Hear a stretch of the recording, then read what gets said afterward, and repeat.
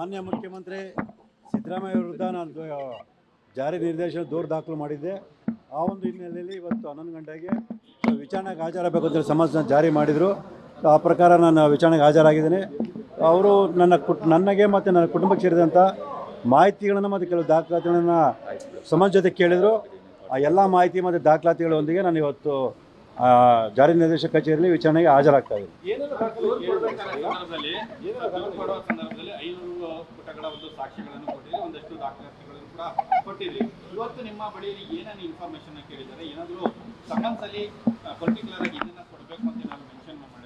ನನಗೆ ಮತ್ತು ನನ್ನ ಕುಟುಂಬಕ್ಕೆ ಸೇರಿದಂಥ ಮಾಹಿತಿಗಳೆಲ್ಲ ಕೇಳಿದ್ರೆ ಏನು ಆಸ್ತಿ ಇದೆ, ಈ ಬ್ಯಾಂಕ್ ಅಕೌಂಟ್ಗಳು ಯಾವುದಿದೆ, ಬ್ಯಾಂಕ್ ಡೀಟೇಲ್ಸ್ಗಳು ಮತ್ತು ನಾವು ಏನು ಆದಾಯದ ಮೂಲಗಳಿದೆ ಅದೆಲ್ಲ ಮಾಹಿತಿಯನ್ನು ಕೇಳಿದರೆ ಆ ಎಲ್ಲ ಮಾಹಿತಿನೂ ಕೂಡ ನಾನು ಒದಗಿಸ್ತಾ ಇದ್ದೀನಿ. ಜೊತೆಗೆ ಇನ್ನೊಂದು ಪ್ರಮುಖವಾಗಿ ಈ ಪ್ರಕರಣಕ್ಕೆ ಸಂಬಂಧಪಟ್ಟಂತೆ 14 ಸೈಟ್ನ ವಿಚಾರಕ್ಕೆ ಸಂಬಂಧಪಟ್ಟಂತೆ ಏನೇನು ದಾಖಲಾತಿಗಳನ್ನು ಇವತ್ತು ಇಡಿ ಮುಂದೆ ಹಾಕಲಾಗಿದೆ? ಸರ್, ನಾನು ದೂರ ಅರ್ಜಿಯೊಂದಿಗೆ 500 ಪುಟಗಳಿಂದ ಹೆಚ್ಚಿನ ದಾಖಲಾತಿಗಳನ್ನು ಕೊಟ್ಟಿದ್ದೀನಿ. ಸೊ ಅದಕ್ಕೆ ಸಂಬಂಧಪಟ್ಟಾಗೆ ಸಮಾಜದಲ್ಲಿ ಯಾವುದೇ ದಾಖಲಾತಿ ಕೇಳಿಲ್ಲ.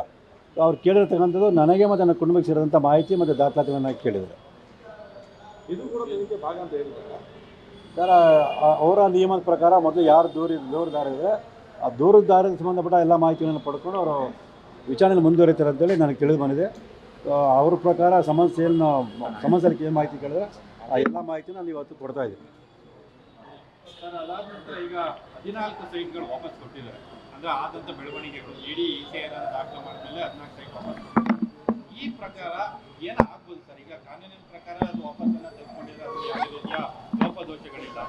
ತನಿಖೆ ಮೇಲೆ ಯಾವ ರೀತಿ ಪರಿಣಾಮ ಬೀರುತ್ತೆ? ತನಿಖೆಗೆ ಹೆಚ್ಚಿನ ಸಹಕಾರ ಆಗಲಿದೆ. ಯಾಕೆಂತಂದರೆ ಅವರೇ ತಮ್ಮ ತಪ್ಪನ್ನು ಒಪ್ಕೊಂಡು ಆ ನಿವೇಶನ ವಾಪಸ್ ಕೊಟ್ಟಿರೋದ್ರಿಂದ ನಾವೇನು ಆರೋಪ ಮಾಡಿ ಅದು ಪೂರಕವಾದಂಥ ಒಂದು ಬಲವಾದ ಸಾಕ್ಷ್ಯದರಾಗುತ್ತೆ. ಸೊ ಇದು ತನಿಖೆಗೆ ಹೆಚ್ಚಿನ ಸಹಕಾರ ಆಗುತ್ತೆ ಅನ್ನೋದು ನನ್ನ ಒಂದು ಅನಿಸಿಕೆ. ಪ್ರಮುಖವಾಗಿ ಇಡಿ ಇದು ವಿಚಾರ ಮಾಡೋ ಸಂದರ್ಭದಲ್ಲಿ ಸೀಸರನ್ನು ತೋರಿಸ್ತಾರೆ, ಆಸ್ತಿ ಮುಟ್ಗೋಲು ಹಾಕೊಳ್ಳೋದು.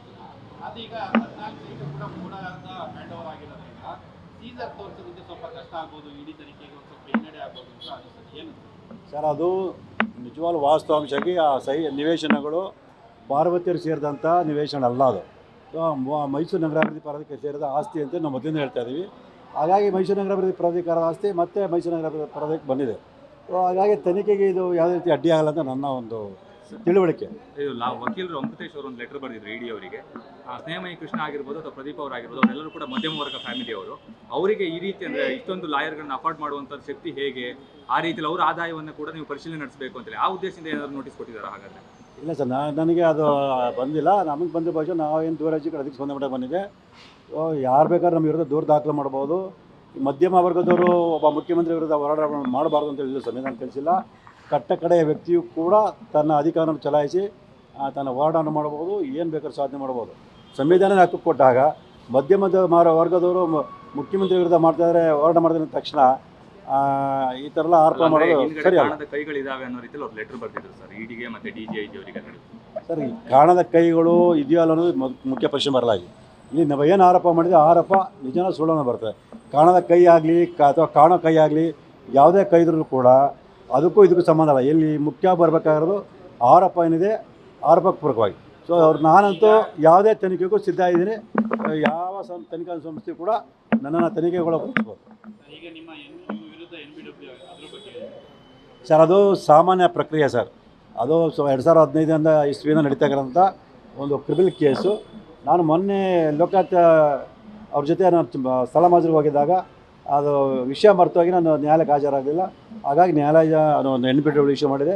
ಏನು ಮುಂದಿನ ದಿನಗಳಲ್ಲಿ ಒಂದು ಅರ್ಜಿಯನ್ನು ಸಲ್ಲಿಸಿದ್ರೆ ಒಂದು ₹100 ದಂಡವನ್ನು ವಿಧಿಸಿ ಅದು ವಾರೆಂಟ್ ವಾಪಸ್ ಬಿಡೋದು. ಅದು ಸಹಜ ಪ್ರಕ್ರಿಯೆ ಹೊರತು ಏನು ಆತಂಕ ಪಡುವಂಥ ಭಯ ಪಡುವಂಥ ವಿಚಾರ ಅಲ್ಲ. ಸರ್, ಈಗ ಲೋಕಾಯುಕ್ತ ಅಧಿಕಾರಿಗಳು ತನಿಖೆ ಮಾಡ್ತಾರೆ. ಸೊ ಅವರಿಂದ ಏನಾದರೂ ನಿಮ್ಮ ಮೇಲೆ ಒತ್ತಡ ಇರುವಂಥದ್ದು ಆ ರೀತಿ ಕಂಡು ಬರ್ತಾ ಇದೆಯಾ? ಇಲ್ಲ ಸರ್, ಖಂಡಿತವಾಗಲೂ ನನಗೆ ಮೇಲೆ ಯಾವುದೇ ರೀತಿ ಒತ್ತಡ ಆಗಲಿ ಮತ್ತೊಂದಾಗಲಿ ಏನೂ ಇಲ್ಲ. ಸೊ ಅವರು ಕಾನೂನು ಪ್ರಕಾರನೇ ನನ್ನ ಮುಂದೆ ಸಂಬಂಧಪಟ್ಟ ಎಲ್ಲ ಅಧಿಕಾರಿಗಳನ್ನು, ಭೂಮಾಪನ ಇಲಾಖೆ ಅಧಿಕಾರಿಗಳನ್ನು ಮತ್ತು ಮೂಢ ಅಧಿಕಾರಿಗಳನ್ನ ಕರೆಸ್ಕೊಂಡು ಸೊ ಎಲ್ಲನೂ ಕೂಡ ವಿಡಿಯೋ ಚಿತ್ರೀಕರಣ ಮತ್ತು ಫೋಟೋ ತೆಗೆಯೋದ್ರ ಮೂಲಕ ಕಾನೂನು ಪ್ರಕಾರ ಎಲ್ಲನೂ ಮಾಡಿದ್ದಾರೆ. ಈ ಹಿಂದೆಯಿಂದಲೂ ಕೂಡ ನೀವು ಲೋಕಾಯುಕ್ತ ತನಿಖೆ ಮೇಲೆ ಅಷ್ಟು ವಿಶ್ವಾಸವನ್ನು ವ್ಯಕ್ತಪಡಿಸಿಲ್ಲ. CBIಯಲ್ಲಿ ತನಿಖೆ ಮಾಡಬೇಕು ಅನ್ನೋದು ನಿಮ್ಮ ಉದ್ದೇಶ ಆಗಿರೋದು. ಜೊತೆಗೆ ಹೈಕೋರ್ಟ್ಗೆ ಕೂಡ ಅರ್ಜಿ ಸಲ್ಲಿಕೆ ಮಾಡಿರೋದು. ಈಗ 2-3 ದಿನಗಳಿಂದ ಅವರ ಪ್ರೊಸೆಸ್ ಸ್ಟಾರ್ಟ್ ಆಗಿದೆ, ತನಿಖೆ ಸ್ಟಾರ್ಟ್ ಆಗಿದೆ. ಏನು ಅನಿಸ್ತದೆ ಸರ್ ಈಗ ಅವರ ನಡೆ ಬಗ್ಗೆ? ಸರ್, ಅವರು ತನಿಖೆ ಪ್ರಾರಂಭ ಮಾಡಿದಾಗ ಆ ತನಿಖೆ ಸಹಕರಿಸೋದು ನನ್ನ ಪಿರಿಯದ ನನ್ನ ಕರ್ತವ್ಯ. ಆ ನಿಟ್ಟಿನಲ್ಲಿ ನಾನು ತನಿಖೆಗೆ ಅವರು ಸಹಕರಿಸ್ತಾ ಇದ್ದೀನಿ. ಅವರು ತನಿಖೆ ಪ್ರಾರಂಭ ಮಾಡಿದರೆ ಸೊ ಯಾವ ರೀತಿ ಮಾಡ್ತಾರೆ ಅನ್ನೋದು ನಾವು ಗಮನಿಸ್ತಾ ಹೋಗ್ತೀವಿ. ಮತ್ತು ಈಗಾಗಲೇ ನಾವು ಮಾನ್ಯ ಉಚ್ಚ ನ್ಯಾಯಾಲಯಕ್ಕೆ ಅರ್ಜಿನ ಸಲ್ಲಿಸಿರೋದ್ರಿಂದ ಅದು ವಿಚಾರಣೆಗೆ ಬಂದಂಥ ಸಂದರ್ಭದಲ್ಲಿ ನಮ್ಮ ವಕೀಲರು ವಾದವನ್ನು ಮಂಡನೆ ಮಾಡಿ ಈ ಪ್ರಕರಣ CBIಗೆ ವಹಿಸೋದು ಅವಶ್ಯಕತೆ ಏನಿದೆ ಅನ್ನೋದ್ರ ಬಗ್ಗೆ ಎಲ್ಲವೂ ಮಾನ್ಯ ನ್ಯಾಯಾಲಯಕ್ಕೆ ಗಮನಕ್ಕೆ ತರ್ತಾರೆ. ಸೊ ಮಾನ್ಯ ನ್ಯಾಯಾಲಯ ನಮ್ಮ ಎಲ್ಲ ಮನವಿಯನ್ನು ಪರಿಗಣಿಸಿ CBIಗೆ ಪ್ರಕರಣ ವಹಿಸುತ್ತೆ ಅನ್ನೋದು ಒಂದು ನಂಬಿಕೆ ನಮಗಿದೆ. ಗ್ಯಾರಂಟಿ ನ್ಯೂಸ್, ಸುದ್ದಿ ಖಚಿತ, ನ್ಯಾಯ ನಿಶ್ಚಿತ.